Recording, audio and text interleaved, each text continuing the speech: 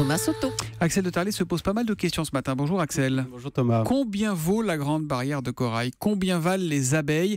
Axel, les économistes commencent à mettre un prix sur les bienfaits de la nature et on a des chiffres qui donnent carrément le vertige. Oui, c'est le cabinet Deloitte qui a calculé la valeur économique de la grande barrière de corail au large de l'Australie, avec notamment toutes les retombées touristiques, 64 000 emplois, etc.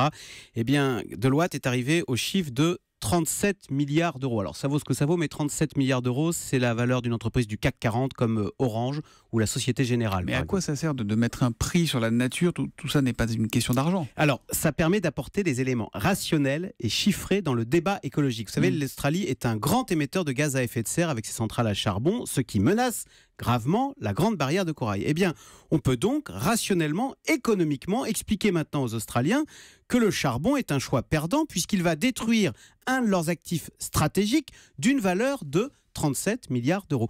Et de la même façon, en ce moment, Thomas, on parle beaucoup des abeilles avec l'interdiction des néonicotinoïdes. Et on peut aussi calculer la valeur des abeilles. Alors, Axel, on peut calculer la valeur du travail des abeilles, vous savez, qui pollinisent les arbres fruitiers. Pas d'abeilles, pas de fruits. Et ça n'est pas une vue de l'esprit. Vous savez qu'en Chine, dans certaines régions, on a tellement utilisé de pesticides qu'à certains endroits, il n'y a plus d'abeilles et que les paysans sont obligés de polliniser à la main. Avec des brosses à dents, ils déposent un peu de pollen à la main sur le pistil des fleurs. Eh bien, ce travail de pollinisation a été évalué au niveau mondial à 150 milliards d'euros. Donc la question, c'est qui va payer s'il n'y a plus d'abeilles, ces 150 milliards? Est-ce que ce seront les fabricants de pesticides? Tout ça, ça reste très théorique, Axel. En attendant, les industriels, eux, ils continuent de privilégier leurs intérêts à court terme. Ils ne voient pas plus loin. Alors, c'est pas tout à fait vrai. Les grandes entreprises, à commencer par les pétroliers, réclament de plus en plus la création d'un véritable marché du carbone.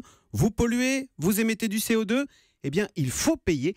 C'est une façon d'inciter tout le monde, tous les industriels, à être plus propres, à devenir responsables, durables dans le 21e siècle. Vous voyez, il est urgent de faire entrer ce paramètre écologique dans l'équation économique. C'est par le portefeuille qu'on arrivera peut-être à sauver la planète. C'est étonnant quand même, l'Australie qui a la grande barrière de corail et qui pollue dans le même temps.